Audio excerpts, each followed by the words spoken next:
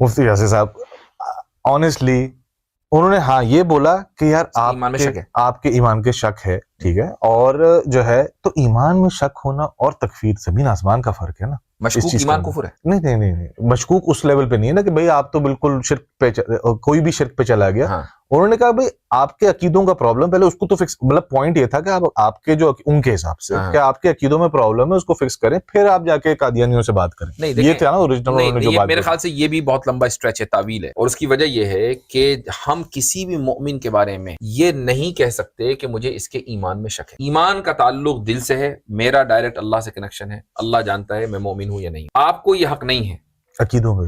ہاں یہ پھر یہ کہ میں عقیدہ کلیئر کروں کہ بھائی میرا کفری عقیدہ ہو تو پھر مجھے کافر ہی کہا جائے گا. یہ نہیں کہا جائے گا یہ 50% کافر ہے. وہ تو مفتی نہیں ہے، وہ کیسے فتویٰ دے سکتے ہیں؟ اس کے باوجود دے رہے ہیں.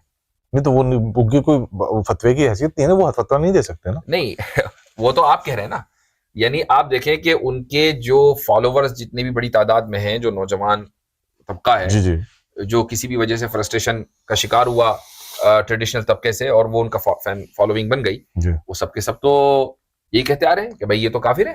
بات ماننا ان کی بات الگ ہے، لیکن آفیشلی تو فتویٰ تو دے ہی نہیں سکتے نا، ڈگری نہیں ان کے پاس وہ والی نہیں جو فتویٰ آفیشل. وہ ان لوگوں کو اس چیز کو وہ مانتے ہی نہیں ہے کہ فتویٰ دینے کے لیے مفتی ہونا ضروری ہے. بھائی وہ کہتے ہیں میں اسکالر ہوں نا، میرے پاس علم ہے، میں بات کرتا ہوں، ورنہ پھر ان کو بات بھی نہیں کرنی چاہیے. سیدھی سیدھی بات ہے، اگر واقعی وہ اس روایت کے تابع ہیں تو پھر ان کو بات بھی نہیں کرنی چاہیے. لیکن وہ کسی نہ کسی اتھارٹی اور حیثیت سے بات کر رہے ہیں، اور اسی حیثیت اور اتھارٹی سے وہ دوسروں کے ایمان میں شک بھی پیدا کر رہے ہیں، یعنی اپنے آڈینس کے سامنے کہ جس کے ایمان میں شک ہے. جی یہ جملہ بہت خطرناک ہے. میں اس کی وجہ بتاتا ہوں. بالکل خطرناک ہے.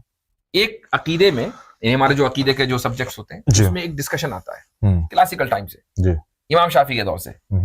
کیا یہ کہنا کہ انا مؤمن انشاءاللہ، میں انشاءاللہ مؤمن ہوں، کیا یہ جائز ہے یا نہیں؟ آپ بتائیں.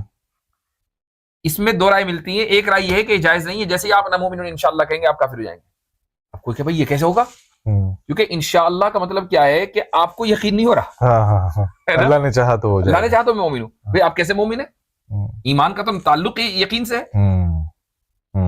تو جب یہ اتنا سینسیٹیو مسئلہ ہے کہ میں خود نہیں کہہ سکتا اپنے ایمان کے بارے میں انشاءاللہ مومن ہوں، اور دوسرا کہہ رہا ہے کہ اس کے ایمان میں شک ہے، تو یہ کفر کے ایکول ہے. صحیح ہے، ٹھیک ہے. تو انجینئر صاحب یا تو اچھا، اور اس وقت جب انہوں نے یہ بات کہی جی میں نے کبھی تھانوی رسول اللہ پر، اشرف علی رسول اللہ، یہ سارے موضوع پر کبھی بات ہی نہیں کی تھی. جی میرا یہ ڈومین ہے ہی نہیں، آج بھی نہیں ہے. جی بالکل.